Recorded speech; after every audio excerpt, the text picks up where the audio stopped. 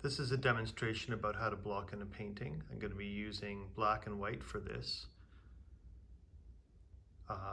This is the still life that I've created. I made this out of regular printer paper, just folded it up, put it on a white surface. I want you to pay attention to the light that I'm using to light it with so that I get some really good shadows to be able to pick up on. I'm going to move further back here. This is the surface that I'm going to be painting on. It is canvas paper, which has been gessoed and taped to a board, and I'm holding it in an easel that I have. You may be painting on a board at home that's resting on your knees and the table that maybe your still life is on. Here are the paints and mediums that I'm going to be using today. I've got golden, carbon black, and titanium white. Notice that my tube of titanium white is almost gone. So I've also got some sort of inferior quality museum titanium white paint that I'm going to use to supplement the better quality titanium white. I've got some silica matte acrylic medium.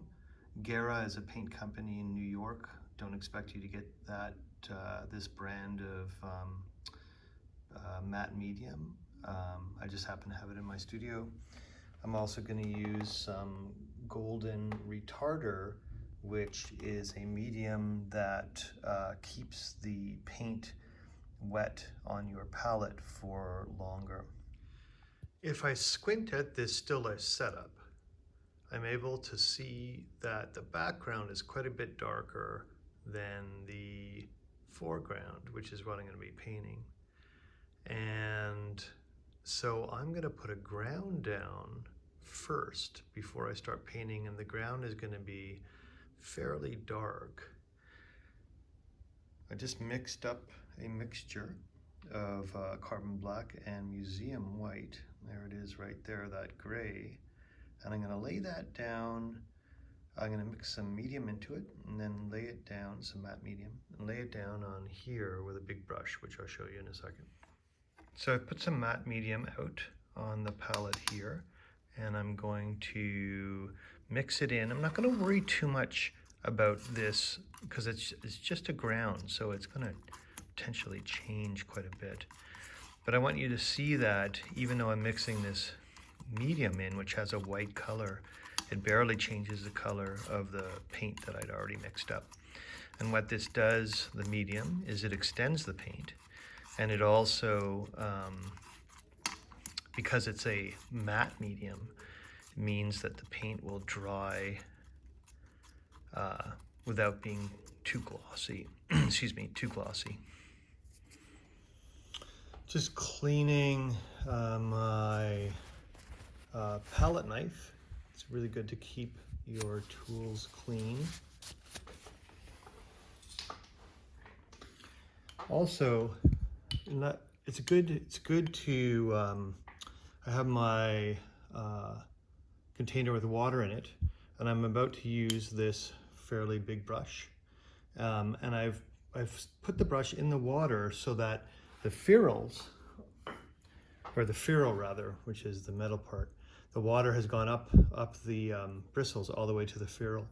And this is kind of good practice if you want to not have paint dry, because what happens is the paint sort of moves by capillary action up the bristles, and then it gets to a point where the bristles are dry, and then it sort of dries there and it's harder to remove. So if you wet the brush before you begin painting, the paint will stay wet higher up on the brush, and it'll be easier to clean when you're at that stage. Another good practice is to take a spray bottle and give the paint on your palette a little spray every now and again, especially if you haven't mixed acrylic retarder into the paint. That will keep it wet for longer on your palette. The other thing that you can choose to do to make the paint move around on your painting a little bit more easily is you can also give your painting a spray. And you can do that when there's paint on your painting as well to keep it wet. So now I'm just loading up my brush.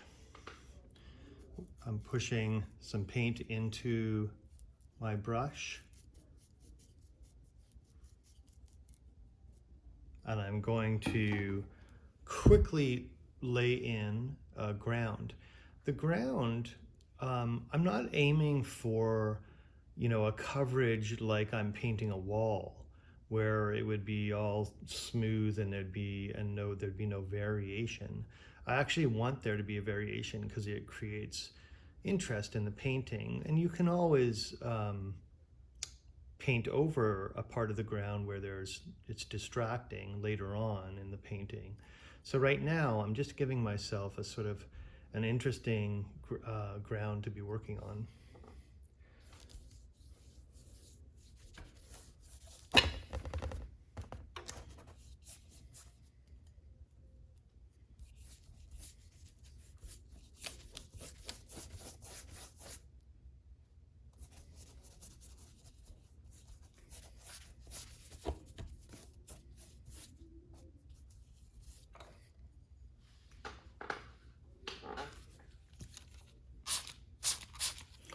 So one thing that I noticed is in our still life, the right side of the still life is a little bit lighter than the left side of the still life. And so I'm going to try to capture that a little bit in the ground. I just laid some paint on, and it's a little bit tacky for me, which is partially because the museum white paint that I'm using is a little bit old, but it's okay. But I'm just going to play with the surface a little bit, excuse me, sorry about that, with a rag. We've got a blue rag right here. It's not wet, but I'm just going to move it around on the surface.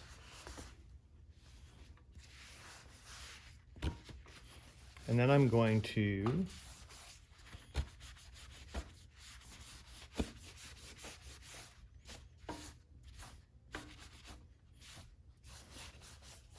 just remove a bit more of the paint on the right side than I am on the left side.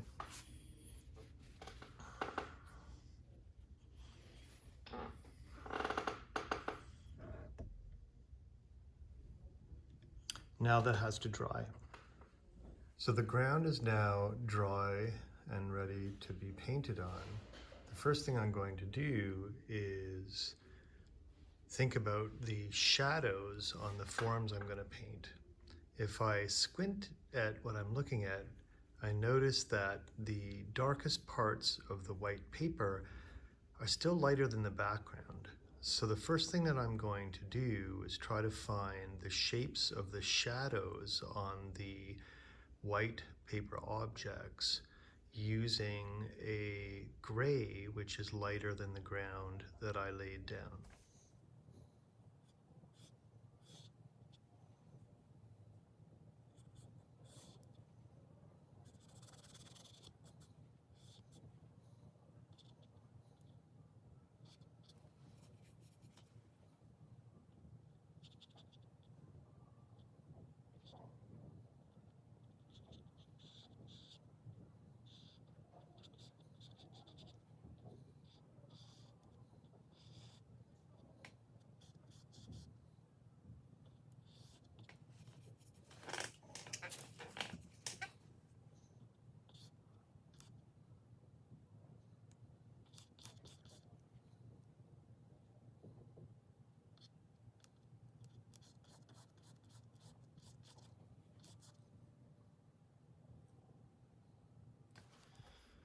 Now I'm going to try to think about the lights, but I'm not going to put the lightest light down at the moment. I'm going to think about a light color which within the lights is sort of around something like the darkest in the lights, if that makes sense.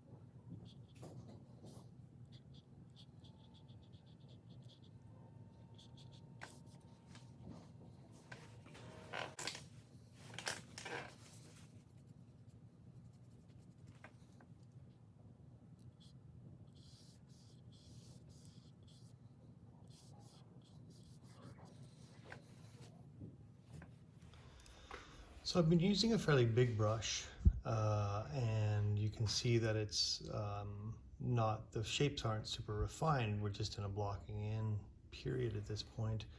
I am going to move to a slightly smaller brush.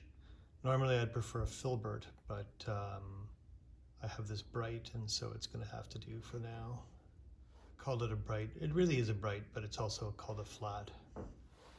Since I've been working with the lights, I'm going to move up a notch and use a lighter light and refine some shapes within the light areas.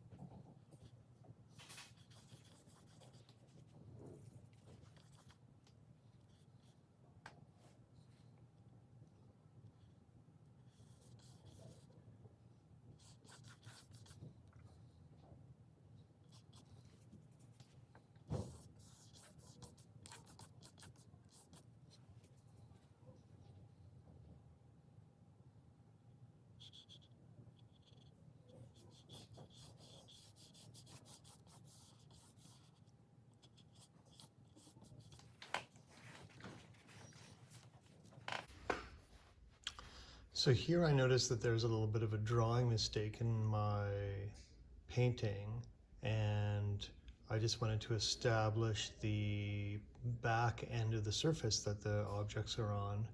So I went right through the cone, as you can see there, and now I'm going to repaint the shape beside the cone.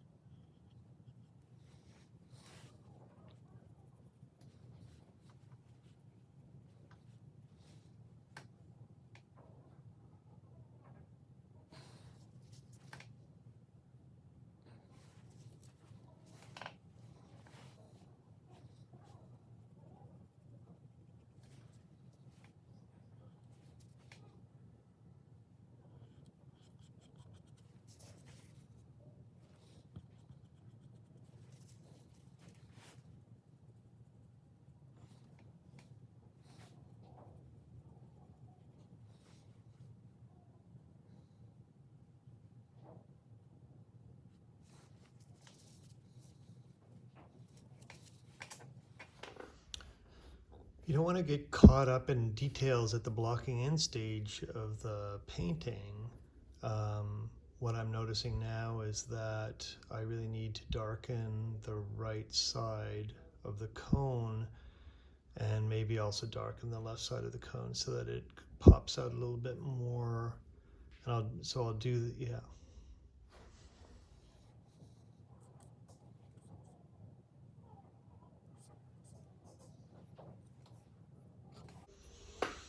Now here I've made a mistake because here I am trying to make the background darker than the cone, but it's actually getting closer to the value of the cone. So I really have to go quite a bit darker in the background.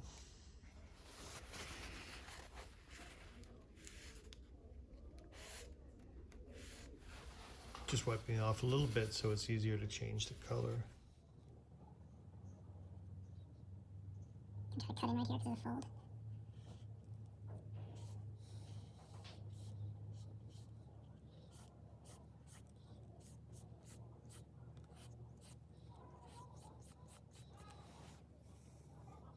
Now darken the other side as well.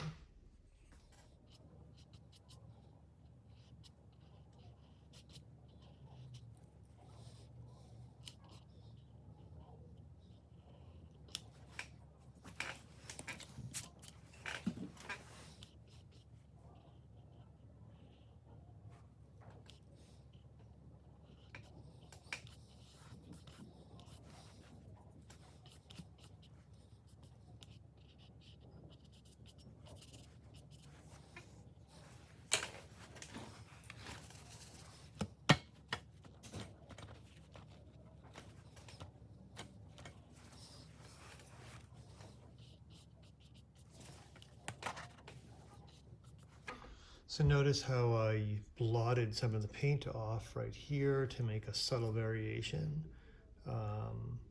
And what else did I want to mention to you now?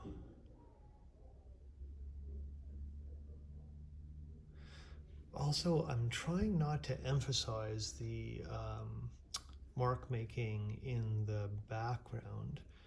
You know, paintings can be lots of different things, but in this case where it's an observational painting and there's an object in it and there's something in the foreground, or there's an object and there's a background rather, I want to try to make the background recede. So one thing I'm not doing is unless I feel like it's going to benefit the painting, is I'm not making marks that follow the form of the object in the foreground and the background. What I want are marks that have a tendency to kind of connect in the back of the object, not emphasize the shape of the object.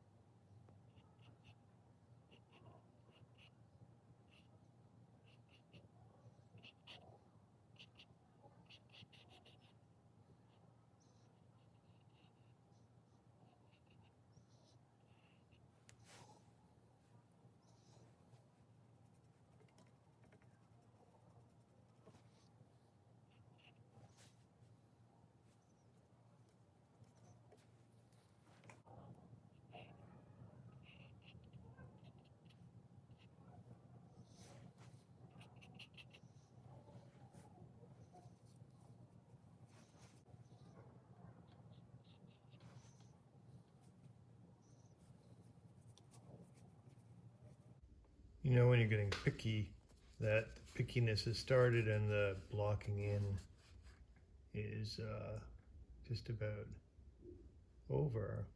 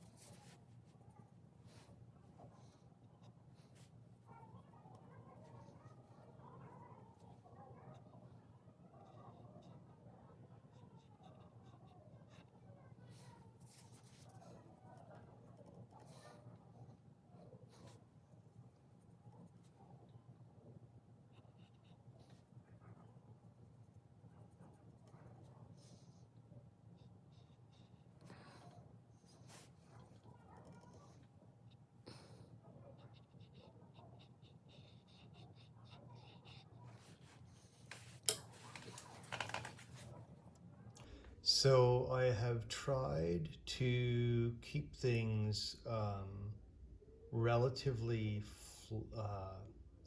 flat, meaning there aren't a lot of there's not a lot of texture to the paint. Although the paper, the application of the gesso did actually have a fair amount of texture, but there's not a lot of texture to the paint, so that I can continue to make changes without having the previous painting mistakes telegraphed through the paint that I put on.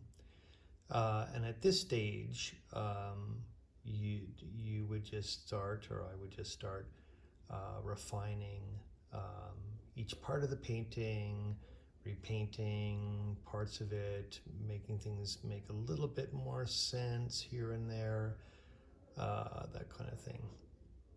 Hope this was educational for you to see, and see you at the next demo.